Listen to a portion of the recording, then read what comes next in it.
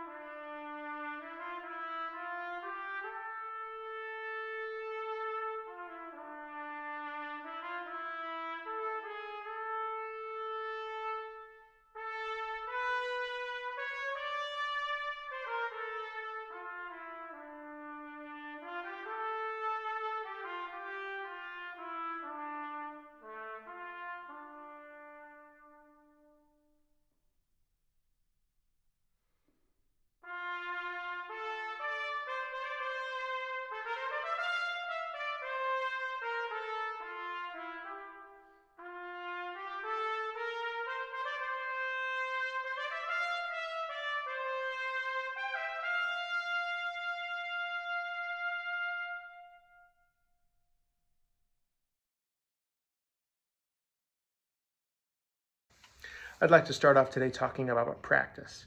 There is no excellence in music without practice.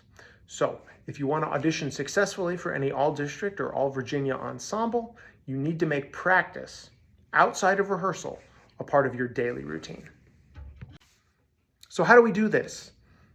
There's a couple ways we can do it, and there's a couple ways we can organize our time to make sure that we're practicing effectively.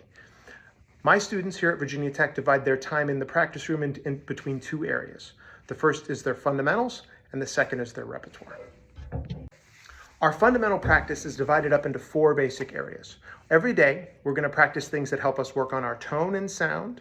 We're going to help us practice things that work on our flexibility or our ability to slur. We're going to practice excerpts and studies that help us with our ability to articulate, both single tongue and double tongue and triple tongue.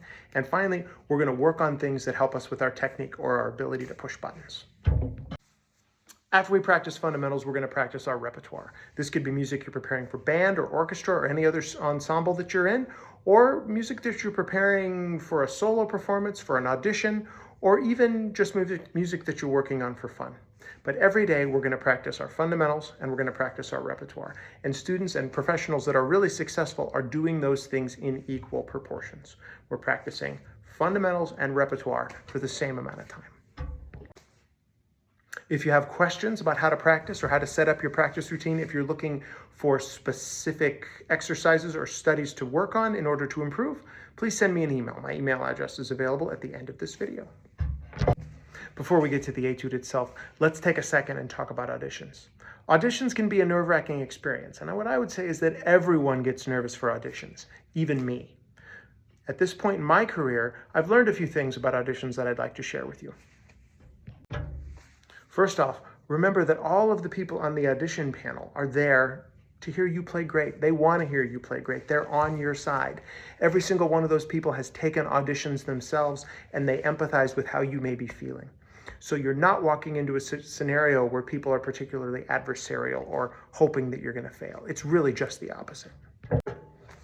Next, you have to think about what it takes for your playing to stand out. The biggest thing you can do as a trumpet player for your playing to stand out is to practice and work on playing with a beautiful sound. Sound is the most important part of our playing, and it's the thing that people remember the most about us. So how do you develop a great sound? That's a great question. The first way to develop a beautiful sound is to practice a lot, every day. The harder you work, the more success you will have. But there's a deeper level to it than that. The real way to develop a beautiful sound, aside from practice, is to listen to great music, and to great trumpet players especially. If you have the sound of a great trumpet player in your mind, you'll be able to work towards imitating it, and you'll be able to sound great. The next thing to prioritize in your audition preparation is rhythm. The reason audition panels often listen really closely for rhythm is because it's objective. We can argue about the effectiveness of dynamics or articulations. Was that note too short? Was that note too long? Was that in tune? Could it have been louder? Could it have been softer? All of those things are subjective. Rhythm is objective. If you spend time working on your rhythm and making sure your rhythm is accurate, you have a much better chance of advancing in any audition. The first step to practicing really, really effectively is to slow down. Practice at a tempo where you can play as beautifully and mistake-free as possible. What I encourage my students to do is to spend quite a bit of time practicing at half tempo. In the studio here at Virginia Tech, we practice everything at half tempo twice for every repetition we have at full tempo. The next thing we can do to be more effective in the practice room is to practice in smaller pieces or smaller chunks. Instead of practicing 16, 32, or 48 bar phrases, practice 2 or 4 bar phrases, and then put those together into 4 or 8 bar phrases.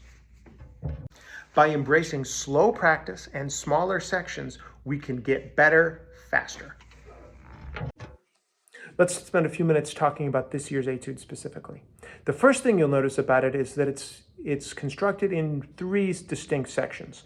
There's a fast section, followed by a slow section, followed by more or less a repeat of that fast section. You're going to want to use a metronome to define those tempos and understand the difference between them. Next, there are a few rhythmic challenges to discuss. We have to have a really good understanding of 16th notes. We also have to have a really good understanding of quarter note triplets. So make sure that you can transition easily from the 16th note subdivision is required for 16th notes and the triplet subdivision required for quarter note triplets. Here's a hint. A quarter note triplet takes up 1 half note or 2 beats worth of time. Next, let's talk about articulation. To make a long story short, every articulation that we're going to use on the trumpet is open at the end. We're going to think about syllables like do or tu, never tut or dut. There are 3 primary types of articulation in this piece. One is legato, that's long and connected. The next is your standard everyday accent. That's a lot of sound at the front, followed by a nice tapered decay, and by and large a connected sound. The final articulation you're going to see in this excerpt is a marcato accent. That's accented, that's short, and that's separated. Finally, let's talk about style. I believe that there are 2 distinct styles in this piece, and hopefully you'll hear that in my performance. The fast music, that marked at quarter note equals 116, has a much more prominent front to it, while the slower music, marked at 80 beats per minute, is much more lyrical and vocal. Making this contrast apparent in your performance, along with the contrast in tempo, is going to be really important for those of you who want to advance in this audition. So, to summarize, we're going to practice every day. We're going to practice our repertoire and our fundamentals in equal proportions. We're going to prioritize sound and rhythm in our audition. And in the practice room, we're going to practice slowly and in small chunks. And if you do these things, not only do you have a much better chance of having a successful audition, but you'll find you're a lot less nervous when you walk into your audition. Good luck, everybody.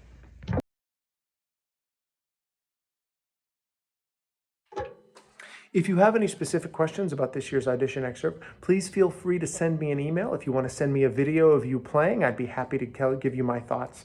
I really hope you all have a great fall semester. I hope you have a great time preparing this. I hope you all have successful auditions. Happy practice.